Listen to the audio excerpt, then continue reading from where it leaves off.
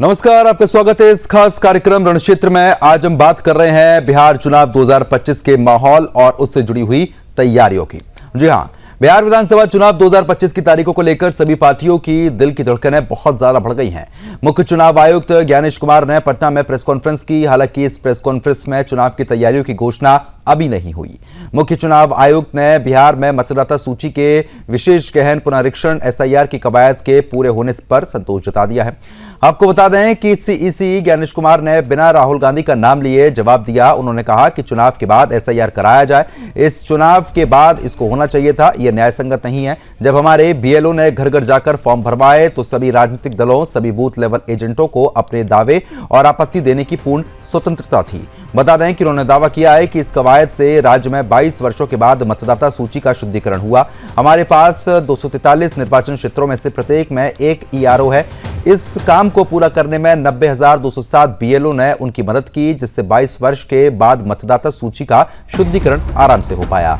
इससे पहले बिहार में मतदाता सूची का पुनरीक्षण 2003 में हुआ था। पटना से आई बड़ी खबर के मुताबिक मुख्य चुनाव आयुक्त ज्ञानेश कुमार ने बताया कि किसी भी मतदान केंद्र पर 1200 से अधिक मतदाता नहीं होंगे। ये व्यवस्था पूरे देश में लागू की जा रही है ताकि वोटिंग प्रक्रिया सुचारू और निष्पक्ष रहे। सीईसी ने यह भी स्पष्ट कर दिया कि बिहार विधानसभा चुनाव की प्रक्रिया 22 नवंबर से पहले पूरी कर ली जाएगी, यानी कि चुनाव काउंटडाउन अब आधिकारिक रूप से शुरू हो गया है। उप मुख्यमंत्री सम्राट चौधरी ने कहा कि चुनाव आयोग चुनाव कराता है और जब अटल बिहारी वाजपेयी जी ने ईवीएम की शुरुआत की तब से देश में चुनाव निष्पक्ष हुए। अब बिहार में सुशासन है, लोकतंत्र मजबूत है। तो वहीं दूसरी ओर आरजेडी नेता तेजस्वी यादव ने सर्वदलीय बैठक के बाद प्रतिक्रिया देते हुए कहा, हमारे दल के प्रतिनिधि ने बैठक में अपनी बात रख दी। उम्मीद है कि इस बार चुनाव पूरी तरीके से निष्पक्ष होंगे और किसी भी के पक्ष में नहीं कराए जाएंगे। लोकतंत्र में जनता को ही अंतिम फैसला करना चाहिए। दूसरी ओर कांग्रेस नेता जयराम रमेश ने चुनाव आयोग द्वारा अंतिम मतदाता सूची को लेकर इलेक्शन कमीशन और बीजेपी की मिलीभगत करार दिया है।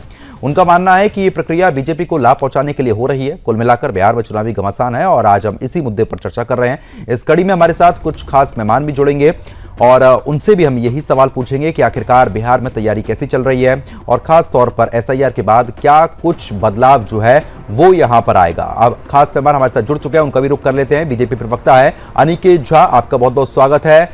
आपको बता दें और भी खास मेहमान लगातार हमारे साथ जुड़ रहे हैं। डॉक्टर स्नेहा आशीष वर्धन पांडे कांग्रेस प्रवक्ता है और इसी बीच अविनाश पासवान जेडीयू प्रवक्ता भी हमारे साथ जुड़ेंगे, उनका भी यहां पर रुख करेंगे। अनिकेत झा जो है बीजेपी प्रवक्ता, वो फिलहाल अभी हमारे साथ बने हुए हैं।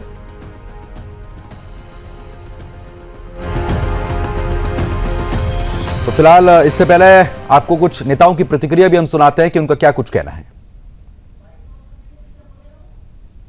पर्व को भी उत्सव की तरह मनाएं, अपनी भागीदारी सुनिश्चित करें, जिम्मेदारी निभाएं और मतदान अवश्य करें।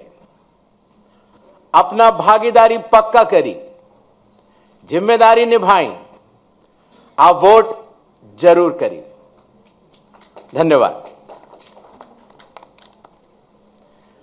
अब हम आपके समक्ष एक छोटी सी प्रेजेंटेशन देंगे जिसमें कि बिहार के आने वाले इस चुनाव में जो चुनाव आयोग ने नई पहलें की हैं, जो कि अब देश भर में भी लागू होंगी, उनके बारे में हम आपको बतला सकें। नेक्स्ट। बिहार में 243 जनरल कॉन्स्टिट्यूएंसीज हैं। ST 2, ST 38। नेक्स्ट। बिहार के विधानसभा की कालावधि 22 नवंबर तक समाप्त हो रही है और उसके पहले ही चुनाव संपन्न होंगे। पूरी चुनाव आयोग की टीम पिछले 2 दिनों से बिहार में है। हालांकि इसके पहले भी हमारे वरिष्ठ अधिकारी पूरे बिहार का दौरा कर चुके हैं। आने के बाद सबसे पहले चुनाव आयोग ने बिहार की सभी मान्यता प्राप्त राजनीतिक दलों के साथ बैठक की।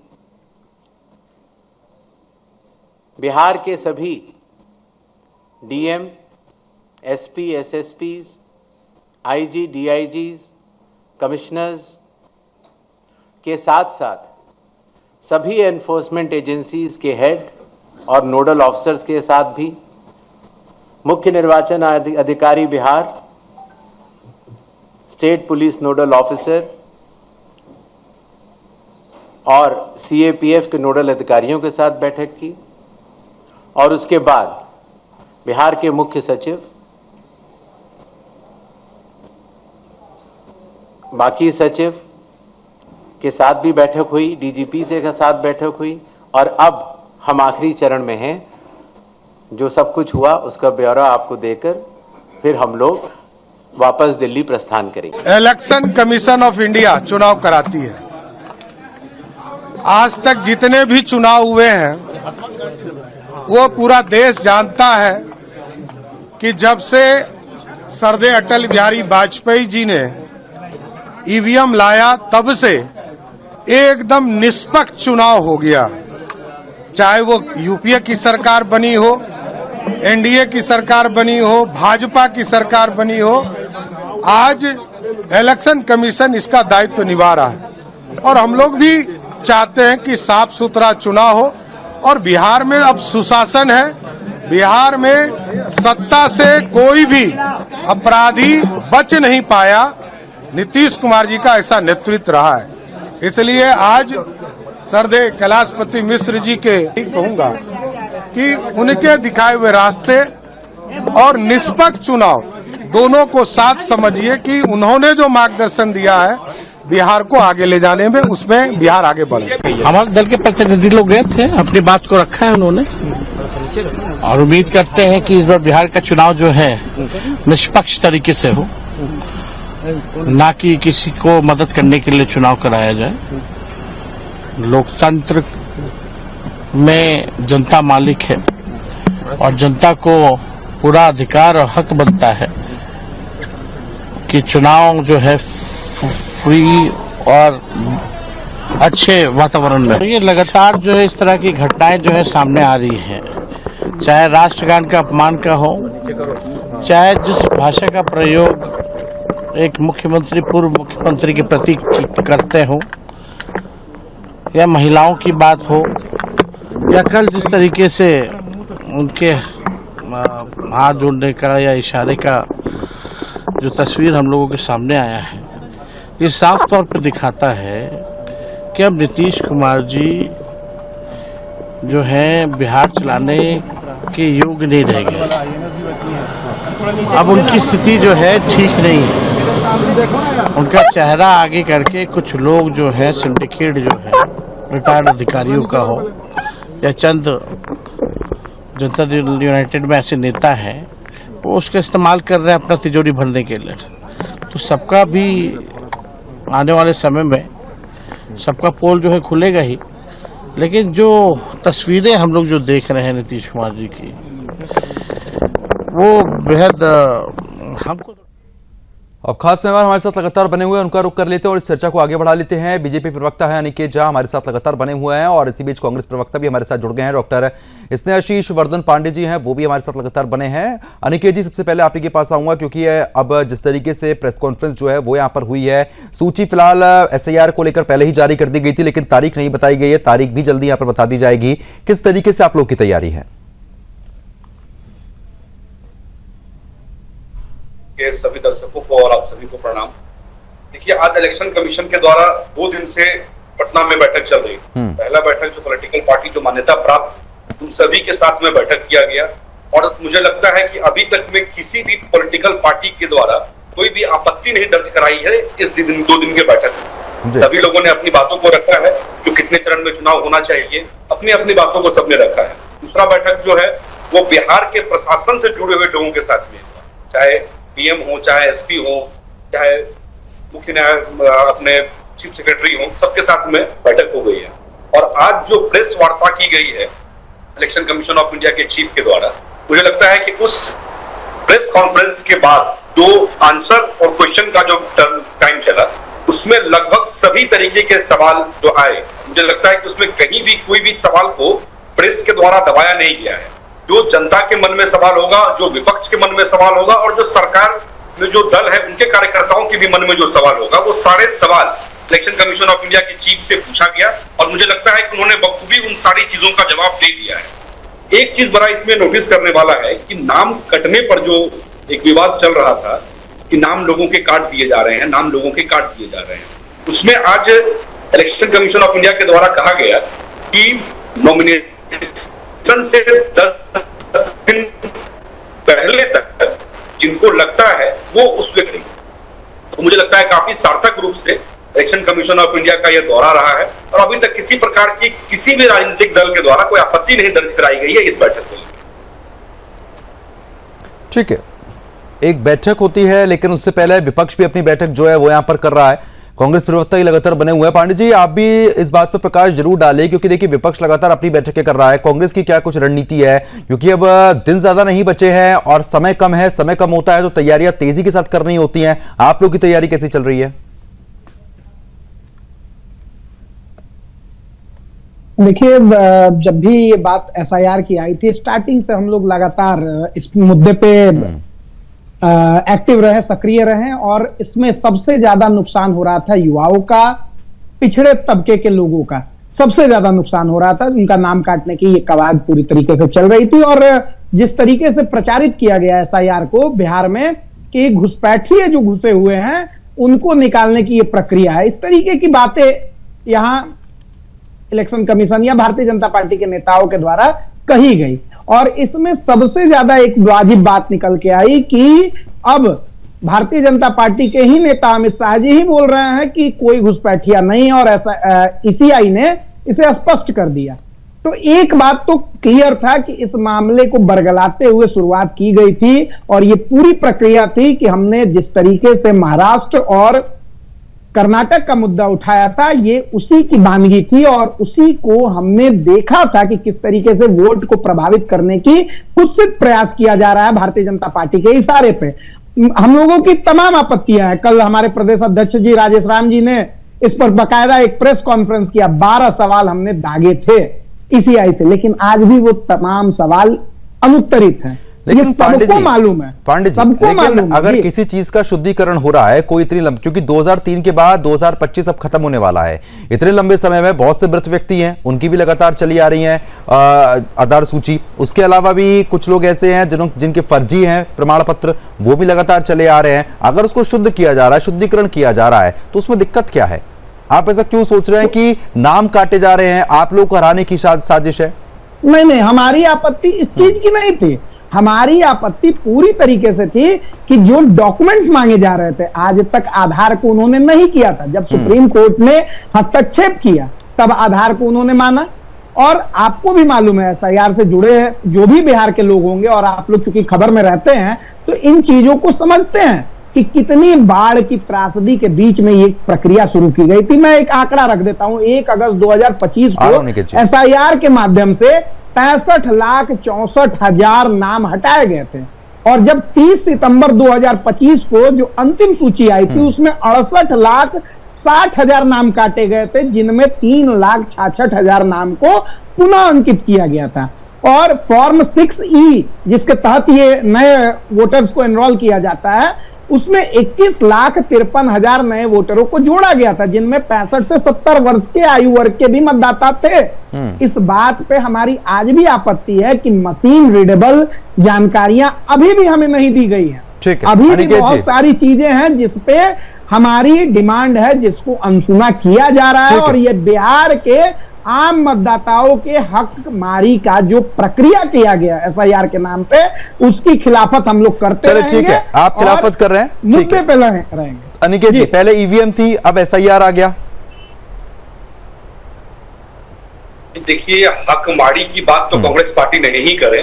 हक तो इन्होंने नेहरू जी के समय से ही मारते आ रहे हैं, सरदार पटेल जी का, इंदिरा गांधी जी के समय में आकर के इमरजेंसी लगा दिया, तो हक मारी की बात ये लोग नहीं करे।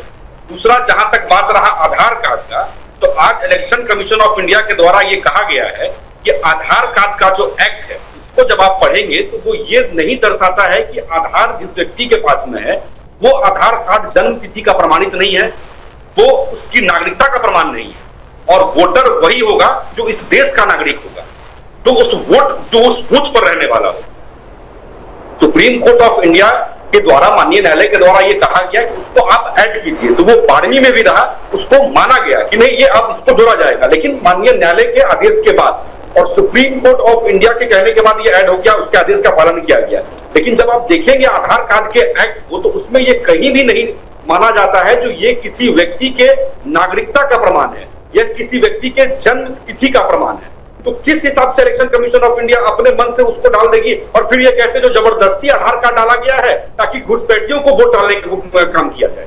इनका कोई एजेंडा तो रहता नहीं है, किसी एक चीज पर ये खड़े रहते नहीं है।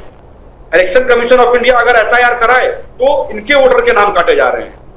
अगर इलेक्शन कमीशन ऑफ इंडिया एक चरण में चुनाव कराए तो जबरदस्ती है कि नहीं, मुख्यमंत्री घूमना नहीं चाहते इसलिए एक चरण में चुनाव होना चाहिए।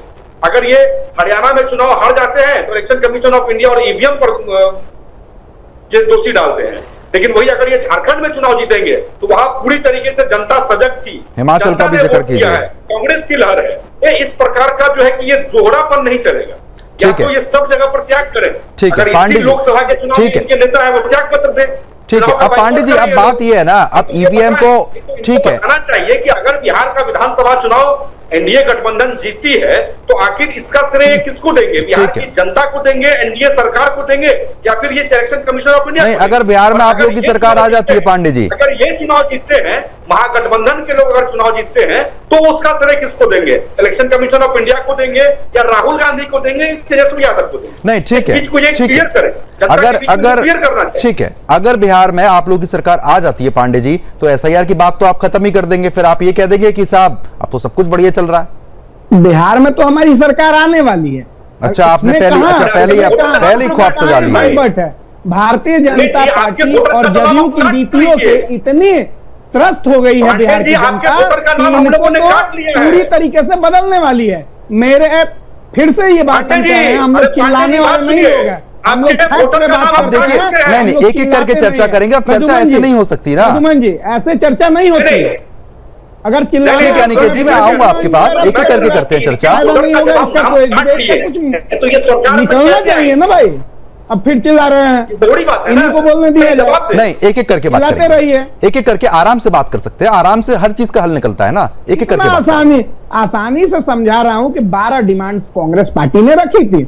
जितने मृतक वोटर हैं उनकी पूरी सूची उपलब्ध करा दीजिए, फॉर्म 6E के तहत जोड़े और काटे गए नाम उपलब्ध करा दीजिए, उनकी उम्र, लिंग सहित महिलाओं के नाम कटने और जुड़ने के कारण बता दीजिए, पलायन किए लोगों के नाम और अन्य विसंगतियों को स्पष्ट कीजिए। हमने तो 12 डिमांड रखी है।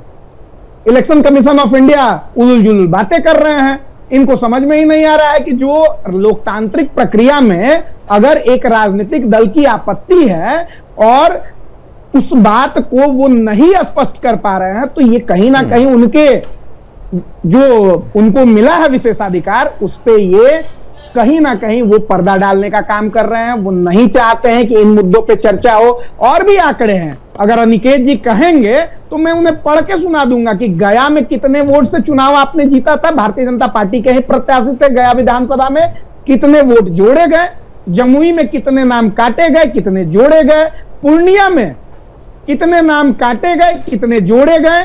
जब विसंगतियों पे बात होगी तो पूरे बकायदे लिस्ट के साथ बात होगी। और भी बात होगी। इन्हीं के नेता अमित शाह जी कहते हैं कि घुसपैठिए आ गए हैं बिहार में।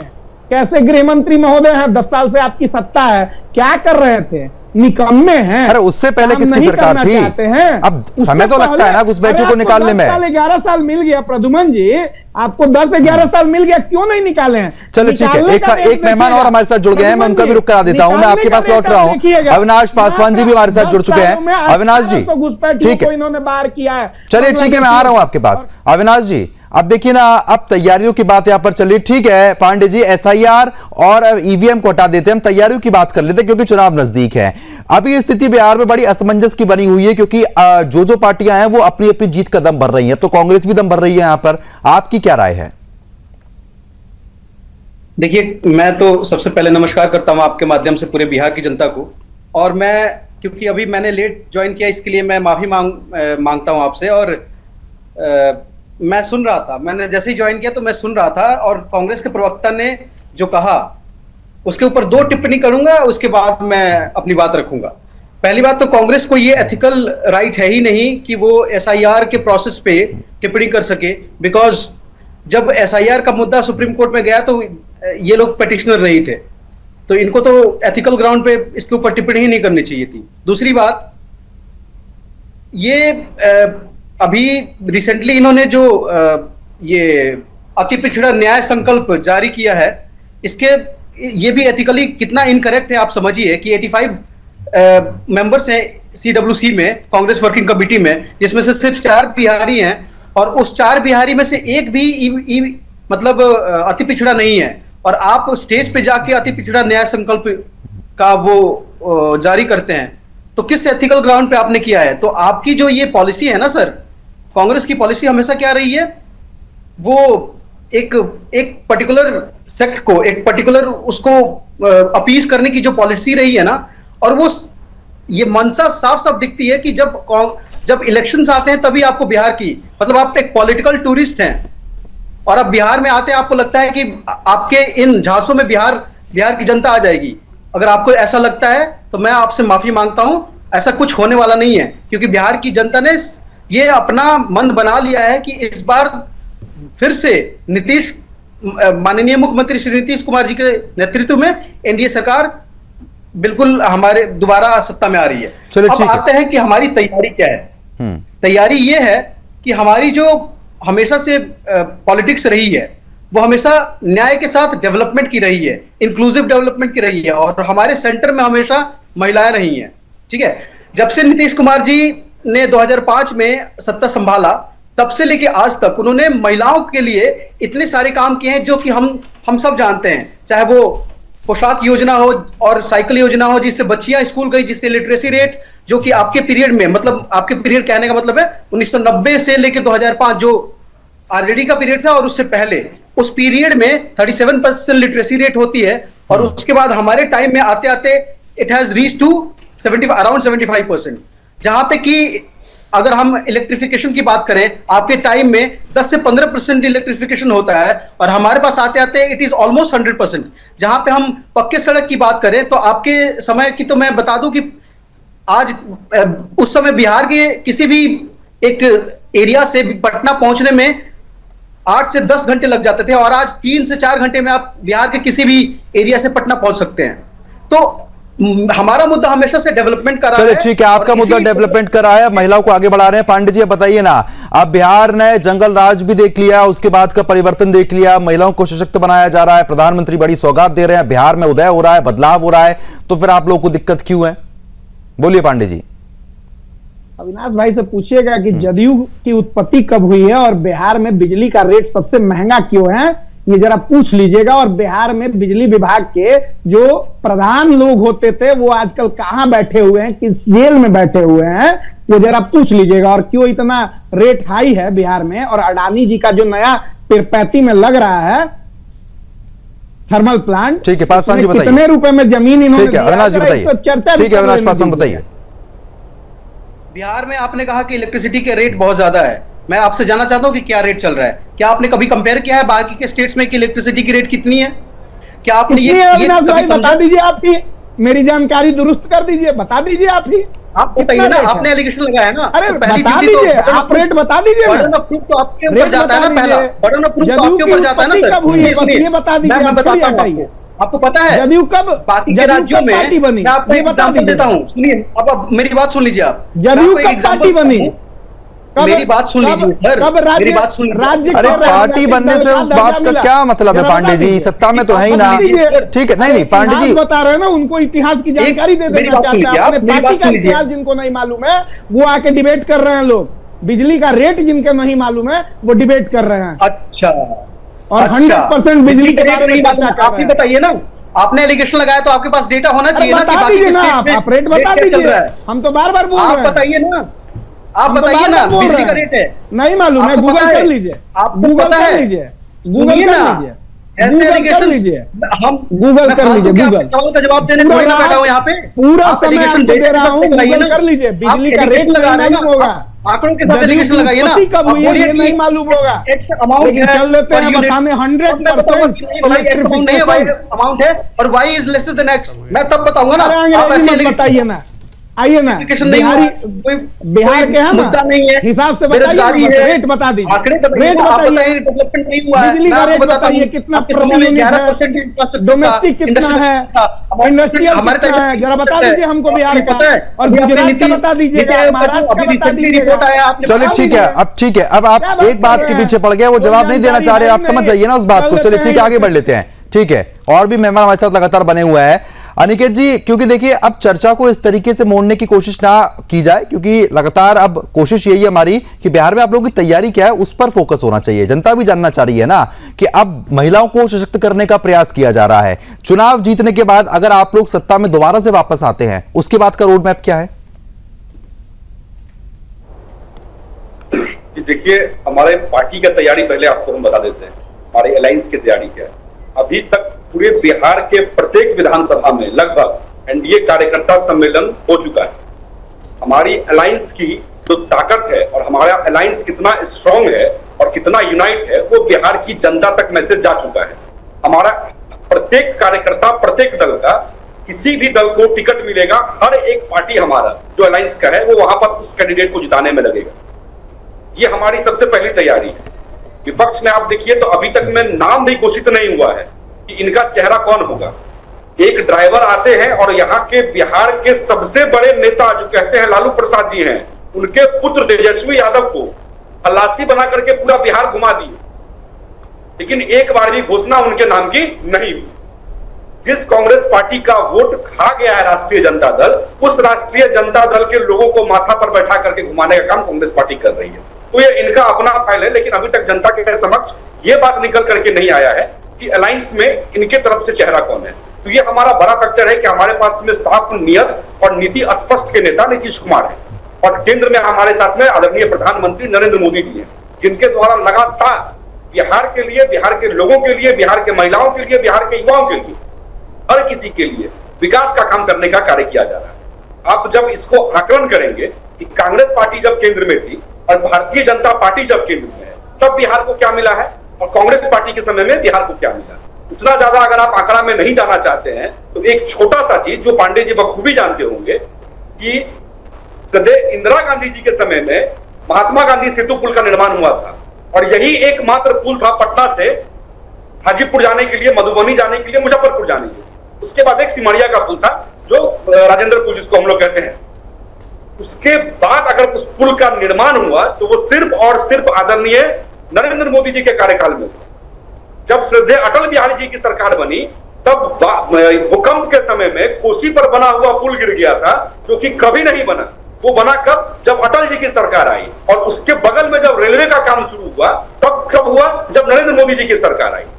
तो जनता विकास के साथ में है। ठीक है, आपका कुल मिलाकर ये कहना है अनिकेत जी की जनता विकास के साथ में। ठीक है पांडे जी, देखिए अब वो अपना रोड मैप बता रहे हैं। ठीक है, आप एसआईआर का विरोध कर रहे हैं या ईवीएम का आप लोग विरोध करते हैं, वो आपका व्यक्तिगत निर्णय है, लेकिन तैयारियों पर अगर आप लोग फोकस कर लेते तो शायद आज परिस्थिति कुछ और हो सकती थी। नहीं, तैयारियों पर हम पूरी तरीके से अभी भी मुस्तैद हैं। हमने तो ग्राउंड जीरो पर कहां दिखती है वो तैयारियां? प्रद्युमन जी, हमने बिहार में युवाओं के रोजगार की, युवाओं की नौकरियों की और महिला सुरक्षा और बिहार में बढ़ते क्राइम के ऊपर हमने लगातार प्रहार किया इस सरकार पर। अब देखिए, घोषणाएं पे घोषणाएं कर रहे हैं, चुनाव आया, लोक लुभावन घोषणाओं के ऊपर पूरा चुनाव ही चल रहा है। युवाओं को हिस्सा मिलना चाहिए हम। लेकिन देखिए ना, अब बड़ी बात यह निकलकर सामने आती है पांडे जी, क्योंकि चाहे मध्य प्रदेश में चुनाव थे, राजस्थान में चुनाव थे, आप हर बार यही कहते हैं कि वहां पर देखिए घोषणाएं हो रही हैं, वहां पर चुनाव के वक्त घोषणाएं यहां पर की जा रही हैं, लेकिन उसका नतीजा भी तो मिलता है ना। प्रद्युमन जी, राजनीति क्यों होती है? राजनीति होती है आम लोगों के जीवन को सुदृढ़ करने के लिए, उन्हें मजबूती देने के लिए, उन्हें मुख्यधारा में जोड़ने के लिए, जो समाज से कटे हुए वंचित लोग हैं उनके लिए होती है राजनीति। राजनीति कोई व्यक्तिगत स्वार्थ के लिए नहीं होती है। हमने इन मुद्दों को जब उठाया तो आज सत्ता पक्ष इस पे काम करने की चेष्टा कर रही है, वकालत कर रही है, बात कर रही है। वरना बिहार का चुनाव आपने कभी प्रद्युमन जी देखा है क्या कि जात पात से बाहर गया हो? कभी भी भारतीय जनता पार्टी की राजनीति धर्म से बाहर जाते हुए आपने देखा है? पहली बार बात हो रही है बिहार में युवाओं के रोजगार पे, नौकरियों पे, महिलाओं के सुरक्षा पे, और ये पूरी तो वही है ना पांडे जी, अभी मॉडल पिछले 10 साल में चेंज हो गया ना, ये 10 साल में बदलाव आया ना, यही तो बदलाव है। कुछ बदलाव क्या है? हाँ, एनसीआरबी का आंकड़ा आया हुआ है, पढ़ लीजिए एक बार उठा के, क्राइम रेट में कितनी बढ़ोतरी हुई है। तो उत्तर प्रदेश में तो कम हुआ है, उत्तर प्रदेश में तो कम हुआ है, नहीं है, 68,000 हत्याएं हो रही हैं, महिला अपराध बढ़ गया। कहां की बात कर रहे हैं 2 नंबर, आप कहां की बात कर रहे हैं? हत्या बिहार की बात कर रहे हैं, और कहां की बात कर रहे हैं? बिहार पे चर्चा हो रही है, बिहार की बात कर रहे हैं। ठीक है, इसका जवाब नहीं लेते हैं, कितना क्राइम रेट, अनिकेत जी बताइए। बिहार हत्या में भी सर्वोच्च है, बिहार, उत्तर प्रदेश, यही हर आंकड़े में देख लीजिए। अरे आप उत्तर प्रदेश को वैसे घसीट लाते हैं, उत्तर प्रदेश में क्राइम रेट बिल्कुल खत्म होने आ रहा है, आप उत्तर प्रदेश को घसीट लाए। चर्चा कर रहे हैं आप एनसीआरबी का डाटा ही मैं आपको बता रहा हूं, चला दीजिए, आपके पास अनिकेत जी बताइए। संपन्न लोग हैं, आंकड़े चलवा दीजिए स्क्रीन पे, चर्चाएं हो जाए इसी पे, कांग्रेस पार्टी, कांग्रेस चर्चा हो जाए, आंकड़ा चलवा दीजिए।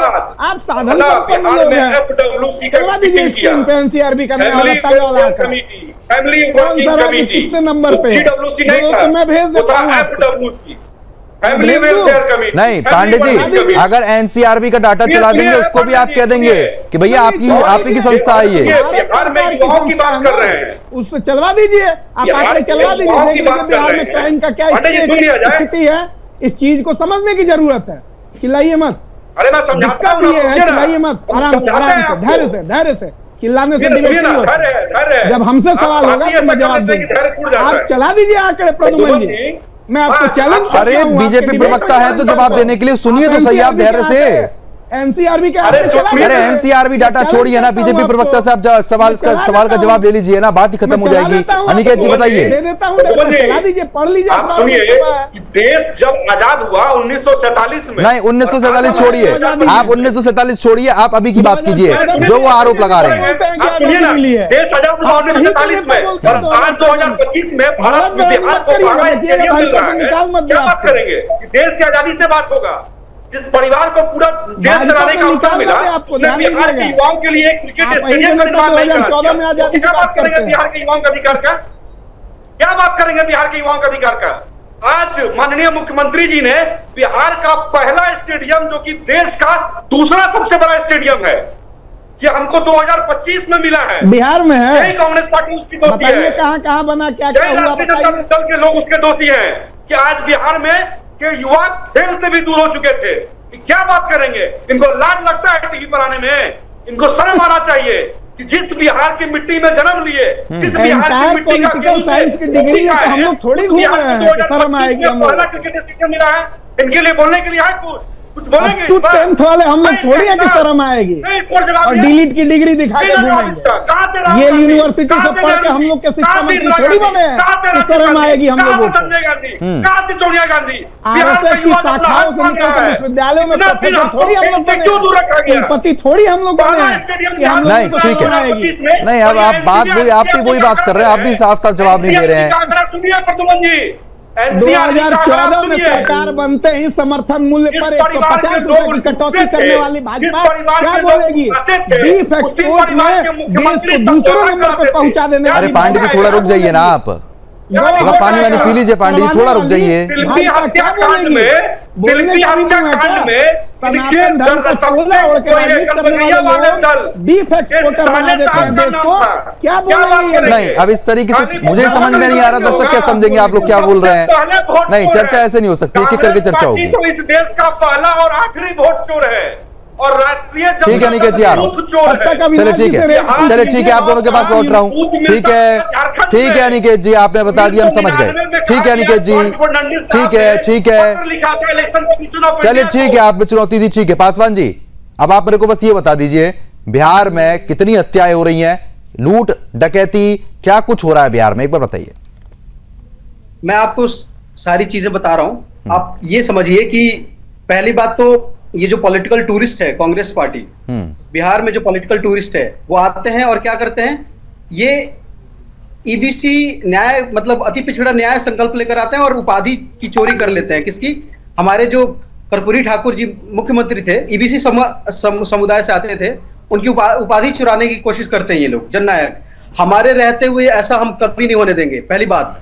अब मैं बिल्कुल सहमत हूं इस बात से कि एनसीआरबी का जो डेटा है अभी रिसेंटली रिलीज हुआ है, लेकिन जब आप चलाएंगे ना सर, तो आप एक काम करिएगा, आइसोलेशन में उसको मत चलाइए। अगर आपको एक्चुअली स्टडी करना है ना एनसीआरबी के डेटा को, तो 1990 से 2005 और उससे पहले के पीरियड और उसके बाद 2005 से लेकर 2025 उसके एक कंपैरेटिव स्टडी करके ही आप कंक्लूजन पे पहुंचिए। आइसोलेशन में आप नहीं पहुंच सकते। दूसरी बात यह है कि जब क्राइम रिपोर्ट की बात हो, क्राइम्स की बात होती है बिहार में, तो हमें पता है जंगल राज का पीरियड क्या था, जबकि क्राइम को रिपोर्ट करना ही अपने आप में एक चैलेंज हुआ करता था। आज चाहे वो कोई भी हो, चाहे किसी के खिलाफ भी कोई कंप्लेंट हो, छोटे से फोन चोरी की बात हो, चाहे साइकिल चोरी की बात हो, या फिर बड़े से बड़े घोटाले की बात हो, हम क्या करते हैं, सबसे पहले उसकी रिपोर्टिंग करते हैं, इन्वेस्टिगेशन करते हैं। अगर अक्यूज्ड में प्राइम फेसाई केस बनता है, then the accused is arrested. ये लोग बिना पढ़े लिखे आ जाते हैं यहाँ पे भाषण देने के लिए, पता नहीं कैसे, मतलब इनका चलने वाला है, किस मंशा से ये डिबेट करने के लिए आते हैं। अरे कुछ आंकड़े लेकर आओ, कुछ डाटा लेकर आओ, तब तो बताइए पांडे जी, आंकड़े सामने आ गए, उन्होंने समझा दिया पैटर्न। बताइए पांडे जी। ये बहुत बहुत धन्यवाद। जिनको ये नहीं मालूम है कि जदयू की स्थापना कब हुआ है और जिनको ये नहीं मालूम है कि बिहार में प्रति यूनिट बिजली का दर क्या है, वो लोग अगर आंकड़े पे बात करते हैं तो मैं उनको खुली चुनौती देता हूं कि वो आंकड़े उठा ले। और एनसीआरबी का डाटा कोई हम लोग नहीं छापते हैं, कांग्रेस पार्टी के प्रिंटिंग प्रेस में नहीं छपता है, भारतीय जनता पार्टी के आईटी सेल में नहीं छपता है, वो भारत सरकार की आंकड़े होते हैं और उनको उठा लीजिए, पढ़ लीजिए। और क्राइम रेट अगर पढ़ने में दिक्कत हो रही होगी तो उठा के देख लीजिएगा कि कितने पुलिस को दौड़ा दौड़ा के बिहार में पीटा गया और कितने पुलिस वालों की हत्या हुई और कितने उनका सिर फुटौल किया गया है बिहार में। ये आंकड़े उठा लीजिएगा। ठीक है। और अच्छा, पटना राजधानी में किस तरीके से गोलियां चलती हैं वो भी उठा के देख लीजिएगा। और डिबेट, इसी डिबेट में मैं इनको चैलेंज करता हूं कि ये एक बार रेट की तुलना कर ले। इनके लिए पश्चिम बंगाल सबसे अगर राज्य है तो वहां के रेट से बिहार के बिजली के दरों को तुलना कर ले। ये लोग जो घाटा लगाना चाह रहे हैं बिहार को, वो सबको मालूम है।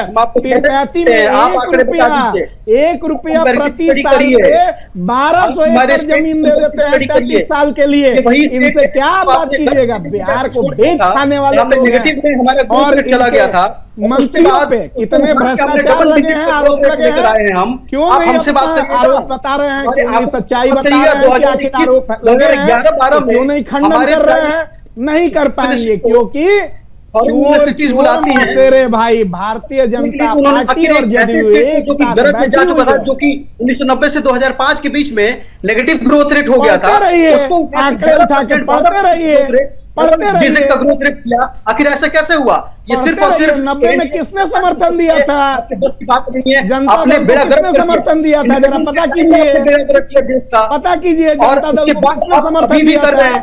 जनता दल को किसने समर्थन दिया था? पता कीजिए, यही भाजपा के साथ बैठे हैं। जरा पता कीजिए, बिहार में आके अति पिछड़ा न्याय करेंगे और पॉलिटिकल टूरिज्म जरा पता कीजिए जल्दी आंकड़े। अरे पांडे जी, आप देखिए ना, आप आंकड़ों पर टिके हुए हैं। आपने ये नहीं बताया कि अब आप लोग अगर इस चीज पे फोकस कर लेते कि भैया हम भी अपनी पार्टी को मजबूती दे दें, कांग्रेस को मजबूती दे दें, कि जो कांग्रेस की स्थिति इतनी खराब हो चुकी है देश भर में, उसको ठीक किया जाए। चिल्लाने से होता है क्या? आपने एफिडेविट क्यों नहीं दिया सुप्रीम कोर्ट में? एफिडेविट और पेनाल्टी लगता है ना। चले ठीक है, मैं आ रहा हूं। आप उसके बाद जवाब देना ही नहीं चाहते हैं अनिकेत जी। चले ठीक है अनिकेत जी, अगर कांग्रेस प्रवक्ता से भी मेरा ये सवाल था, लेकिन वो जवाब नहीं दे रहे उस बात का कि भाई आप आंकड़े पेश कर रहे हैं, आप पुरानी चीजों को लेकर आ रहे हैं, ठीक है, वो आपका काम है क्योंकि विपक्ष में आप लोग हैं। लेकिन कहीं ना कहीं अगर कांग्रेस को मजबूती देने का आप लोग काम करते, ग्राउंड जीरो से ऊपर तक काम होता, तो जो दुर्दशा आज कांग्रेस की हो रखी है वो शायद थोड़ी सुधार उसमें स्थिति बन जाती। देखिए प्रद्युमन जी, एक बात हम आपको बताते हैं, चूंकि हम लोग बिहार के बासिंदा हैं। जैसे पांडे जी को फैक्ट पता है कि राष्ट्रीय जनता दल के पास में कौन सा वोट है। अगर उनके पास में मुस्लिम्स का वोट है तो वो मुस्लिम का वोट तो कांग्रेस पार्टी का था। इनके पास में फॉरवर्ड का वोट था, जो ब्राह्मण थे, जो भूमियार थे, जितने भी फॉरवर्ड थे उनका वोट था इनके पास में, और जो अन्य वर्ग थे उसका भी वोट था कांग्रेस के पास में। लेकिन जब इनकी सरकार बनी तब इस प्रकार का उपद्रव लालू प्रसाद यादव जी के द्वारा कराया। चलिए ठीक है, कुछ एक सेकंड में आपको रोकना चाहूंगा, एक सेकंड रोकना चाहूंगा। पांडे जी कुछ दिखाना चाह रहे हैं, पांडे जी बताइए एक बार। आवाज नहीं पहुंच रही है, आपकी आवाज नहीं आ रही है। पढ़ लीजिए, आंकड़े हैं एनसीआरबी के, बोलिए तो मैं भेज देता हूं आपके पीसीआर को, आप चला लीजिए उसको पूरे आंकड़े। अरे आप बता दीजिए ना, अब समय कम है, रखा हुआ है। आप बता दीजिए। हत्या अपहरण के मामले में यूपी बिहार ऊपर, ठीक, पढ़ लीजिए, आंकड़े पढ़िए। देश में साइबर क्राइम के कितने केस है, उसमें बिहार की स्थिति देख लीजिए। हत्या, लूट, अपहरण, सब में, बच्चों में, यौन अपराध में कितने नंबर पे है। चलिए ठीक है, अब बहुत छोटी सी प्रतिक्रिया, समय नहीं है, बहुत छोटी प्रतिक्रिया अनिकेत जी, अब वो आंकड़े पेश कर रहे हैं, जल्दी से जवाब दीजिए, समय नहीं है। 2020 के आंकड़े को भी कंपेयर देखिए, जवाब हम जल्दी में दे देते हैं कि पिछले 10 साल में राहुल गांधी ने सब कुछ करके देख लिया, अकेले लड़के देख लिया, पूरा का पूरा अलायंस बना करके देख लिया, एंटी इंडिया मूवमेंट वालों से हाथ मिला करके देख लिया, विदेश में जाकर के भारत की बेइज्जती करके देख लिया, सबसे हाथ मिला करके देख लिए, लेकिन वो एक बात समझ गए कि नरेंद्र मोदी का मुकाबला करने की औकात और उनकी हैसियत आज के डेट में बची नहीं है। 3 डिजिट भी नहीं पहुंच पा रहे हैं, इससे शर्म की बात क्या होगी? ये अनस्टेबल पार्टी है, अनस्टेबल लीडर का अनस्टेबल पार्टी हो चुका है। चलिए ठीक है, अब समय कम है, मैं रोकना चाहूंगा। आप तीनों मेहमानों का बहुत बहुत शुक्रिया इस चर्चा में हिस्सा लेने के लिए और इस मुद्दे पर अपनी प्रतिक्रिया जाहिर करने के लिए। तो फिलहाल जिस तरीके से आपने देखा, क्योंकि अब चुनाव नजदीक है और ऐसे में कभी भी तारीखों की घोषणा हो सकती है, बड़ी बात यह है कि अब सभी पार्टियां अपनी अपनी तैयारी कर रही हैं, लेकिन आरोप प्रत्यारोप का दौर भी यहां पर लगातार देखने को मिल रहा है। अभी के लिए सिर्फ इतना ही, नमस्कार।